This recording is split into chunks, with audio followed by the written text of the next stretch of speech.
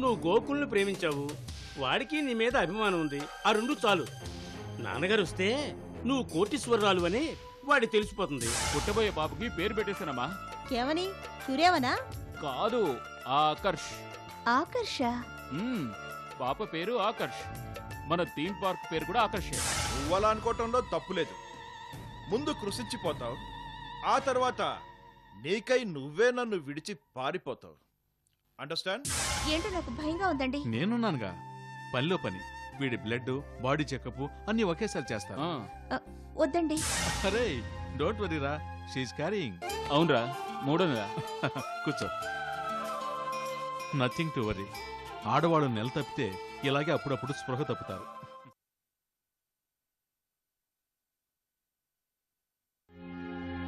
అవును తాత, వాడు చేసిన ఘోరం ఇంకా నా కళ్ళ ముందే తిరుగుతోంది.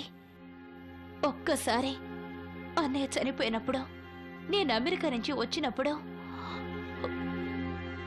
ఆ సంఘటన గుర్తు తెచ్చుకో. బాధపడద్దు అయ్యగా, పోయిన వాళ్ళు తిరిగి వస్తారా?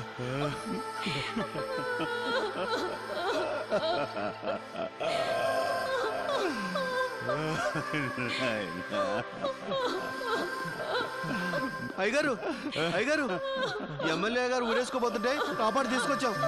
నేను బాబు కూడా ఉంటే వాడిని సముద్రం పాలు చేసేవాడిని కాదు బాబు. అయ్యో, నేను చచ్చిపోతాను బాబు. ఊరుకోండి అయ్యగారు, అయ్యగారు, ఊరుకోండి.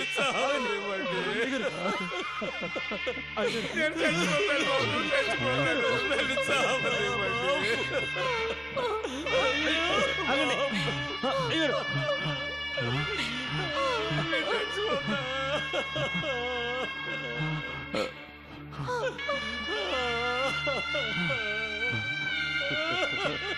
అయ్యగారు, అయ్యా, అయ్యా, ఊరుకోలేండి నేను బతకను ఇంకా. ఊరుకోండి. బతకను బాబు, నేను బాబు, చచ్చిపోతాను. ఈయన్ని బయటికి కొడుకు నాకు తీసుకెళ్ళండి. కావాలి. తీసుకెళ్ళండి బాబు. పదండి, పదండి అయ్యా, పదండి.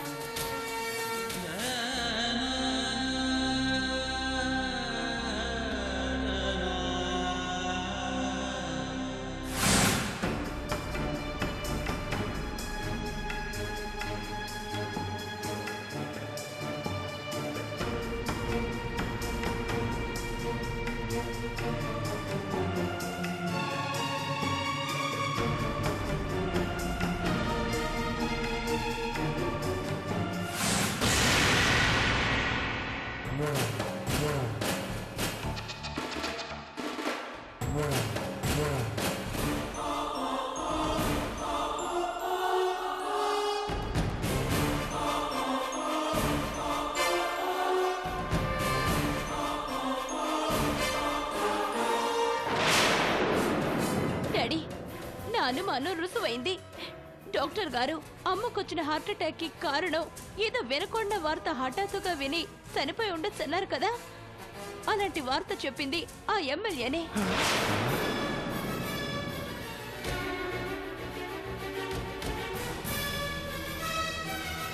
అన్నయ్యని సముద్ర స్థానానికి పురిగొరిపింది ఆ ఎమ్మెల్యేనే.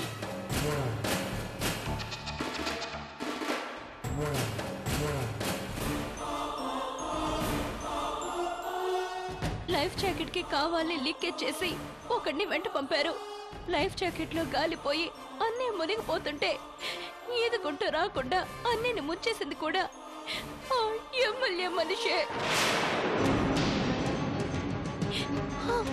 అవునాన్న, ఆ ఎమ్మెల్యే మీకు ఆప్తుడుగా నటిస్తూ అమ్మను అన్నయ్యను పొట్టను పెట్టుకున్నాడు నాన్న.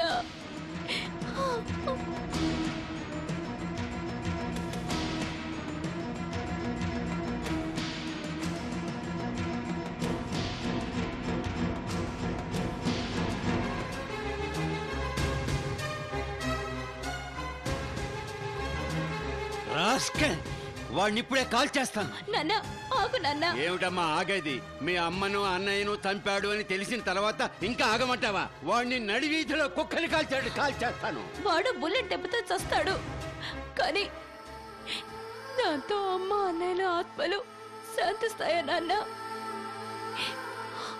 అవును నాన్న, వాడిలా ఎన్ని హత్యలు చేశాడు, ఎన్ని కుటుంబాల్ని కష్టాల పాలు చేశాడు. అవన్నీ వాడు అనుభవించాలి. బతికున్నంత కాలం వాడు చేసిన పాపాలకు నరకయాతన అనుభవించాలి. ఒక్కసారిగా చంపితేనో జైల్లో జీవితాంతం ఉంచితేనో వాడికి ప్రాణం విలువ తెలియదు నాన్న, తెలీదు. వాడు క్షణం నరకయాతన అనుభవించాలి. ఆ బాధని భరించలేక వాడికై వాడే చావాలని నిర్ణయించుకొని చావాలి. అప్పుడే ఇంతమంది ఆత్మలు శాంతిస్తాయి. అదెలా సాధ్యమమ్మా? సాధ్యం చేసి చూపిస్తాను. ఎలాగమ్మా? వాడింటికి కోడలిగా వెళ్తాను.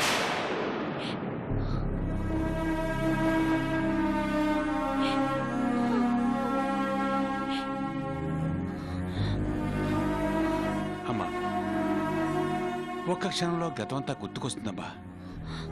భగవంతుడు దుర్మార్గులను శిక్షించడానికి మార్గం చూపుతాడంటారు. అలాగే ఆ ఎమ్మెల్యే కొడుకు దెబ్బలు తినడం ఏంటి?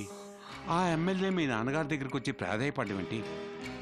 మనం మారువేషాల్లో ఇక్కడ చేయడం అంతా ఆ ఎమ్మెల్యే పాపం పండటానికి. ఇప్పుడే వేట మొదలైంది. ఇక చూడు వాడు చిత్రహింసను ఎలా అనుభవిస్తాడో. మరి నువ్వు గోకుల్ని పెళ్లి చేసుకుంటావా అమ్మా? పెళ్ళి చూస్తావుగా తాతయ్య. ఇక నుంచి నీ అవసరం నాకు చాలా ఉంది. అలాగేనమ్మా.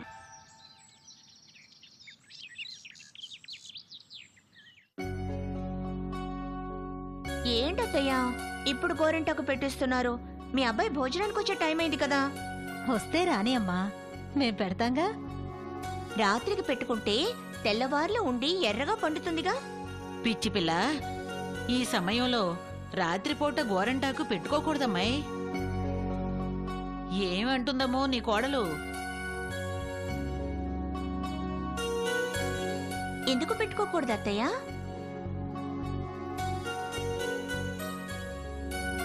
ఏమిటా పిచ్చి ప్రశ్న? ఎందుకు పెట్టుకోకూడదు అంట. అదే మరి కారణం చెప్పొచ్చు కదా, చెప్పకుండా వెక్కిరిస్తారేంటి? కవిత, సమాధానం చెప్పవేంటి అమ్మాయి అడిగేదానికి? చెప్పు. ఊరుకోండి మీరొకరు. చెప్పాలట. కోడలు ఏదడిగినా చెప్పి తీరాల్సిందే. చెప్పు. ఏమిటండి చెప్పేది? అబ్బాయి కడుపున పడ్డ తొలి రోజుల్లో నేను రాత్రిపూట గోరింటాకు పెట్టుకుంటే మీరేం చేసేవారు? పండకుండానే కడిగించేసేవారు కదూ. ఇప్పుడు అవన్నీ ఎందుకులే. తరంగనే, ఈ సమయంలో గోరింటాకు పెట్టుకోకూడదమ్మా, అంతే. అదేంటి మావయ్య?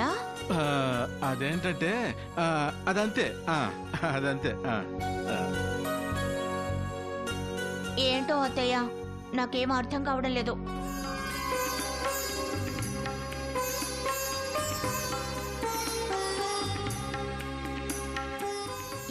ఏమండి, అంత బరువు మోసుకొస్తున్నారు. ఇవ్వండి, నేను తీసుకుంటాను. ఆగు, నువ్వు కూర్చో. పెద్ద బరువు మోయడానిక నువ్వు వచ్చింది. చూడు, నువ్విప్పుడు ఏ బరువు మోయకూడదు, తెలుసా? మరి నన్ను పేషెంట్ని చేసేస్తున్నారు ఇంట్లో అందరూ. అమ్మా, పేషెంట్ అనే మాట ఇంట్లో అనొద్దమ్మా. నువ్వు నిండు నూరేళ్లు ఏ సుస్థి లేకుండా బ్రతకాలి.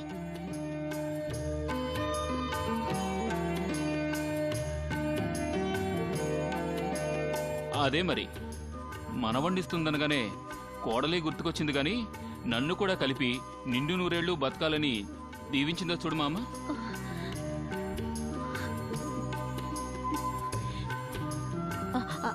బాబు అర్జున్, నా కోడలంటే నిన్నన్నట్టు కాదా బాబు? ఊరికి అనంలేమ్మా. తరంగిణి పద. వెళ్దురుగానిలేవయ్యా, భోంచేరా ఏంటి? నాకు ఆకలేయడం లేదాయా? నీకు ఆకలి వేయకపోతే నీ పెళ్ళానికి వేయదు, కానీ నా మనవడికి టయానికి ఆకలి తీర్చాలి కదా. ఓ అదా, అలా అయితే పెట్టేయండి. నాకు ఆకలి వేయకపోయినా తినేస్తాను. చూసారా అత్తయ్య, కడుపులో బిడ్డ కోసం భోంచేయాలంటున్నారు. ఇప్పుడు నాకు ఆకలి లేదు, ఎలా తినేది? ఆ మాత్రం తెలియకుండానే గోరింటాకు పెట్టాననుకుంటున్నావా? పద. రారా.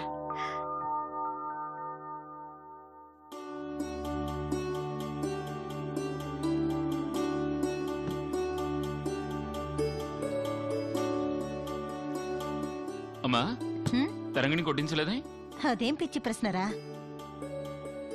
హ్మ్, మీరు తినండి అత్తయ్య, ఓహో. నేను కలుపుకొని తింటాను. నీకు నువ్వు తిందువు గాని నేను నా మనవడికి పెడుతున్నాను. ప్లీజ్ అత్తయ్య. తిను.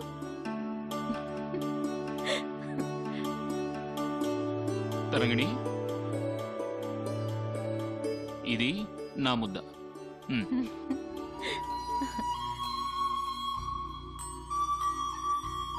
ఏంటమ్మా నేను మాత్రం తక్కువ?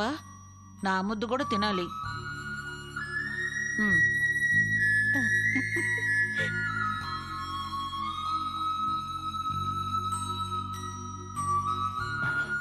అమ్మా తరంగిణి, కూర్చోమ్మా. నా ముద్దు కూడా నువ్వే తినాలి.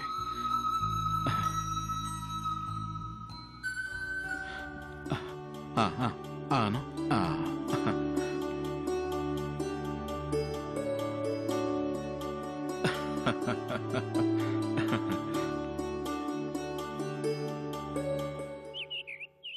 సరే లేవయ్యా, చెప్పొచ్చావు. విశ్వనాథ్ గారు చెప్పారన్నంత మాత్రంలోనే నీకు ఆ కాంట్రాక్ట్ ఇచ్చేస్తే నువ్వు మొత్తం మింగేసి సిమెంట్కి బదులు ఇసుకతో కట్టేస్తావు ఆ బ్రిడ్జిని. విశ్వనాథ్ గారు మీకు మరీ మరీ చెప్పమన్నారండి. విశ్వనాథ్ గారు నాకు దేవుడితో సమానం అయ్యా. ఆయన గాని నన్ను అడిగితే నా తలకాయ నరుక్కొని ఆయన కాళ్ళ దగ్గర పడేస్తాను. ఆయన మన నియోజకవర్గం బాగోరే మనిషి. నీలాంటి కాంట్రాక్టర్కి ఆ బ్రిడ్జి కాంట్రాక్ట్ ఇప్పించమని చెప్పనే చెప్పడు. ఎమ్మెల్యే గారు, విశ్వనాథ్ గారు చెప్పినంత మాత్రాన మీరు నా కాంట్రాక్ట్ ఇప్పించిన అవసరం లేదు. తమరికి ఇవ్వాల్సిన పర్సంటేజ్ని ముందుగానే ఇచ్చుకుంటాను. కుదరదయ్యా, నువ్వు అంత చెప్పినా నీకు ఆ కాంట్రాక్ట్ ఇవ్వడం జరగదు.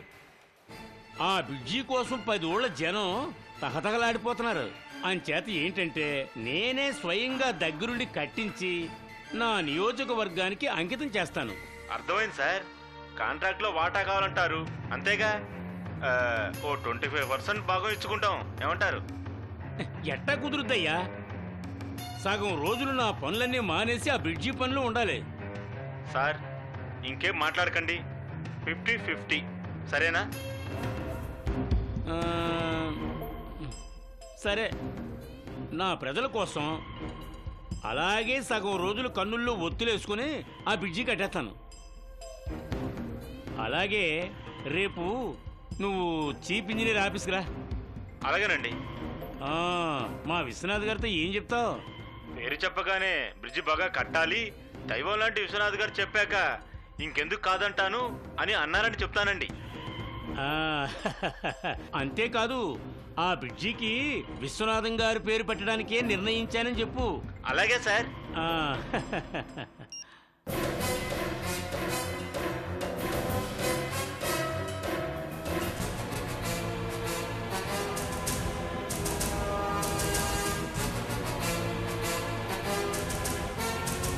ఏరా, ఏమైనా కావాలా?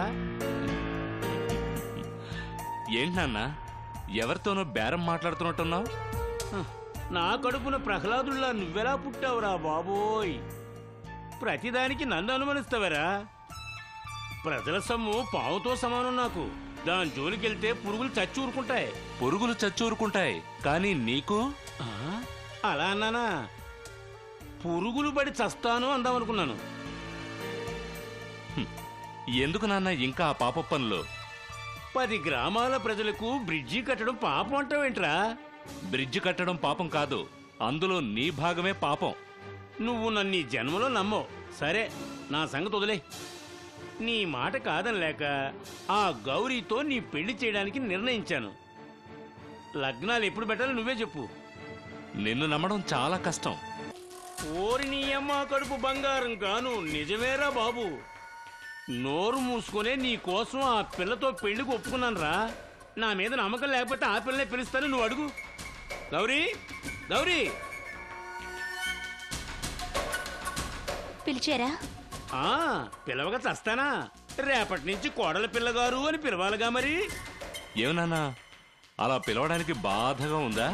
లేదురా బాబు, చాలా ఆనందంగా ఉంది. ఏమ్మా, నీకు మా వాడికి పెళ్లి చేయడానికి నేను ఒప్పుకున్నానని నీతో చెప్పానుగా. చెప్పారనుకోండి, కానీ చాలా కోపంగా అన్నారు కదండి. కోపం అంటే ఏదో పెద్దవాడిని కదమ్మా, కాస్త కోపతాపాలు ఉండవా ఏంటి? సరే, ఎప్పుడు లగ్నాలు పెట్టించమంటారు? మీరిద్దరూ ఆలోచించుకుని ఒకే మాట చెప్పండి, లగ్నం పెట్టించేస్తాను. వద్దులేండి, మీకు బాధగా ఉంటే మేం పెళ్లి చేసుకుని ఏం సుఖపడతాంలేండి. అదేంటమ్మా, నాకే బాధ లేదు. మీకు పెళ్ళి అయితే నాకు చాలా ఆనందంగా ఉంటుంది. పొరపాటుగా ఏదనంటే నన్ను క్షమించమ్మా. అంత పెద్ద మాటలు ఎందుకులేండి? మీ అబ్బాయి గారు ఎవరిని పెళ్లి చేసుకున్నా చేసుకున్న వాళ్ళకే ప్రమాదం అని అంటున్నారు చుట్టుపక్కల వాళ్ళు. ఎవడా కోత కూసింది, నరికి పోగులు పెడతా. అదేనండి, అలా పోగులు పెట్టేస్తారని భయపెడుతున్నారండి. అయ్యో, అదంతా ఒట్టిదమ్మా. నువ్వు కూడా భయపడతారా చెప్పు? నీకు నా సంగతి పూర్తిగా తెలుసు కదా. తెలుసు గనకే అలా అంటోంది. నువ్వేంటి నా మధ్యలో రైటు? అసలే ఆ పిల్ల ధైర్యం పోయి ఏటట్టు అంటుంటే చూడమ్మా. నాన్న, నువ్వేంటి ఆమెతో మాట్లాడేది? నీ గురించి దేశం అంతా కోడే కూస్తోంది. కోడై కూసినా కుక్కై మురిగినా నేను పూర్తిగా మీ ఇద్దరి పెళ్లికి అంగీకరిస్తాను. ఇంకేం మాట్లాడకుండా నీ పెళ్లి ఎప్పుడు చేయాలో చెప్పు. ఏమ్మా, నువ్వు చెప్పు. గౌరీ, మా నాన్న సంగతి నీకు తెలీదు. ఆలస్యమైన కొద్దీ ఏదో ఒక దుర్మార్గపు ఆలోచన ఆలోచిస్తూనే ఉంటాడు. అందుకని నా మాట విను, వెంటనే మనం పెళ్లి చేసుకుందాం. అదమ్మా, నువ్వు అను. గోకుల్, ఆయన నవ్వుతూ మాట్లాడుతుంటే నాకు భయంగా ఉంది. అదేంటమ్మా అలాగంటావు? నేను నీకు దుర్మార్గం చేస్తానా? నీకు వాళ్ళు వీళ్ళేంటి, ఎవ్వరికైనా చేస్తావు. ఏంటి గౌరీ, వెంటనే ముహూర్తం పెట్టించమంటావా? మీరే నిర్ణయించుకున్నారా? పెళ్లికి ముందే మీ నిర్ణయం నాకు తెలియాలి. గౌరీ, నేను మనసును మర్చిపోలేకపోతున్నాను. అయితే నిర్ణయం తేలేదాకా పెళ్లి వాయిదా వేయాలి. ఏంట్రా ఆ పిల్ల ఏం అడుగుతుంది, నువ్వేం చెప్తున్నావు? నీకు చెప్పినా కూడా అర్థం కాదు. ఏమ్మా, ఏమంటున్నాడు వాడు? పెళ్లి విషయంలో కాస్త ఆలోచించాలి అంటున్నాడు. అలా అంటున్నాడు వాడు? అవునంకల్. ఒరే ఎంకన్నా, ఏడుకుంట్లవాడా, ఇంతకాలం టెన్షన్ అంటే తెలియని వాడిని ఇప్పుడేంటో ఇంత టెన్షన్ పెడుతున్నావు? ఇదిగో, నీకో కిరీటం చేయిస్తాను, త్వరగా ఇద్దరు పెళ్లి చేయించు.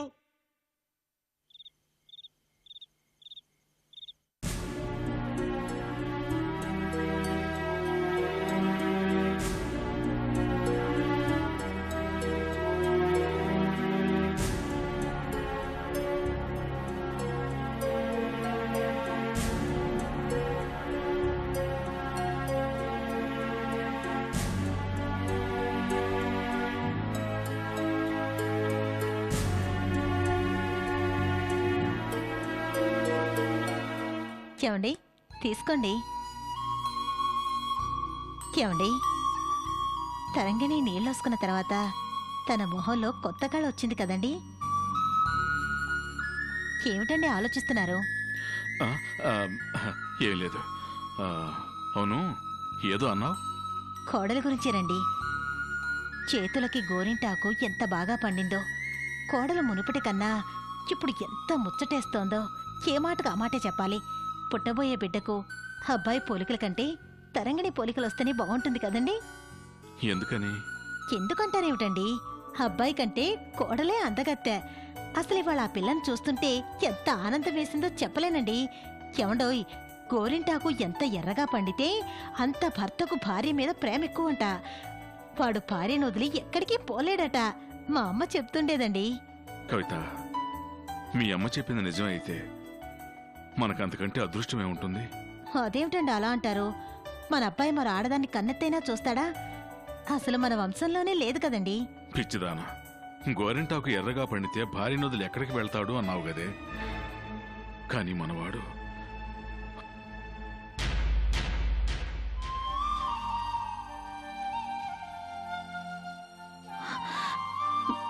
అవునండి, కోడల్ని చూసుకున్న ఆనందంలో జరగబోయేది నాకు గుర్తు రాలేదండి.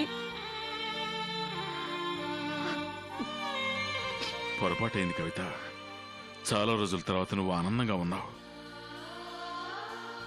మనవడు పుట్టబోతున్నాడన్న సంతోషంలో అబ్బాయికున్న ఆపదను కూడా మర్చిపోయి సంతోషంగా ఉన్న నీకు గుండె గాయాన్ని గుర్తు చేశాను. నిజమేనండి, ఆడవాళ్ళం కదా, కుడుమిస్తే పండగనుకునే మనసున్న మీకు కళ్ళ ముందు కనిపించే ఆనందమే గుర్తుంటుంది కానీ జరగబోయే కీడు గుర్తుకు రాదండి. మరపు కన్నా మనిషికి గొప్ప వరం లేదు కవిత. కోడలు నీళ్లు పోసుకుందన్న ఆనందం నీది, అది సహజం కూడా. కానీ మన కోరిక మేరకు ఆ పిల్ల బిడ్డనిస్తుంది. మనం ఆ పిల్లకి ఏమిస్తున్నామో తెలుసా? అనుకున్నవన్నీ జరిగితే మనిషి దేవుణ్ణే మర్చిపోతాడు. అందుకేనేమో అనుకున్నవన్నీ జరగవు. అది కొంతకాలం బాధించినా నిదానంగా మర్చిపోవాలి. నాకు ఈ లోకంలో మిగిలింది, నేను బ్రతుకుతుంది నీకోసమేనమ్మా. నువ్వు కావాలనే ప్రమాదాలతో ఆడుకుంటున్నావేమోనని నాకు భయంగా ఉందమ్మా. ఇదంతా నీ మీద ప్రేమతో చేసింది కాదు, కేవలం పగ. పగతోనే నిన్ను పడగదికి రప్పించాను.